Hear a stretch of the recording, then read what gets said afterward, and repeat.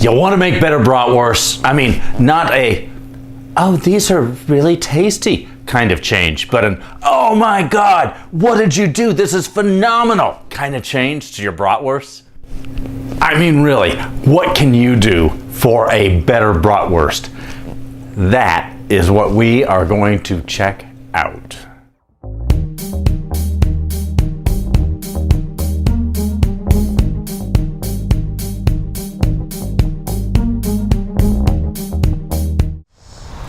Ted here. I'm harvesting cukes to go with the awesome cucumber salad that my wife is making tonight to go along with the phenomenal brat dogs that we're going to be having.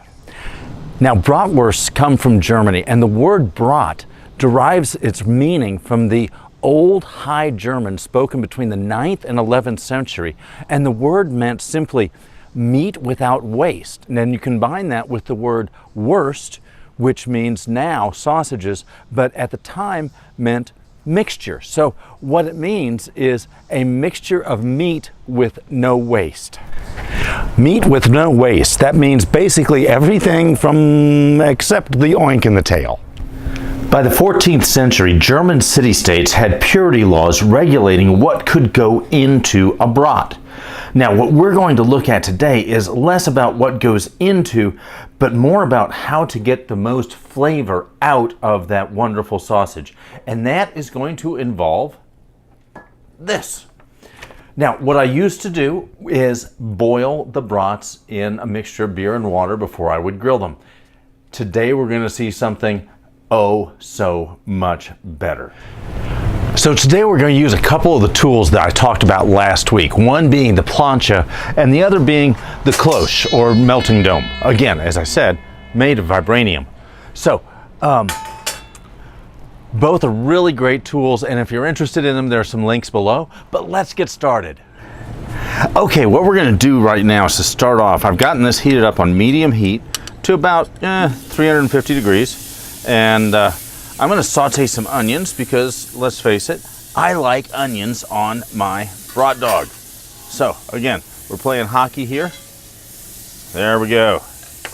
All right, there go the onions. And the onions go first because remember, when you're cooking with cast iron, you're also flavoring the iron itself. So we're just going to let those saute.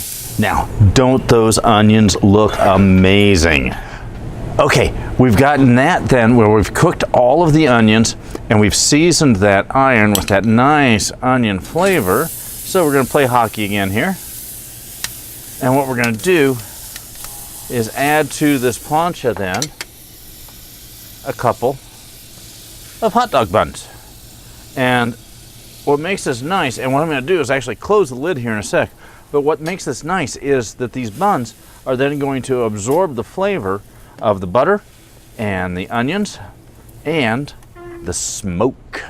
Okay, so now we're still at about 350 degrees and on go the brats.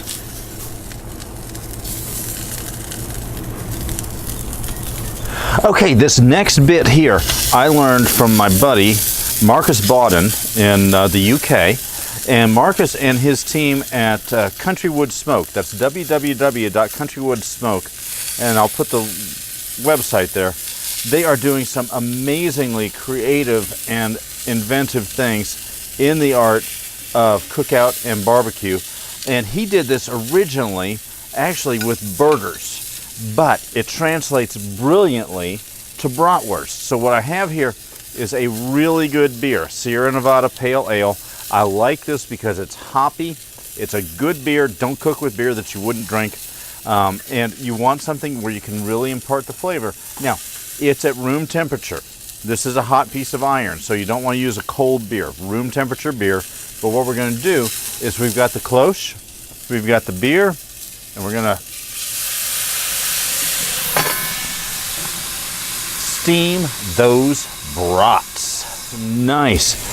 Beer steamed brats ready to come off, and there's 10 times more flavor in this than if you had just boiled them first and put them on the grill. Plus they still hold together. So that's the awesomeness of this method. So thank you, Marcus. You kicked it out of the park, man.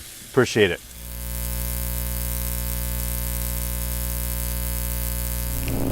I hope that this has been fun and informative. For more fun travel tips, videos, and recipes, check out our website at www.historybytheplate.com. Oh, and subscribe to our YouTube channel as well. It is fun and free. Happy cooking.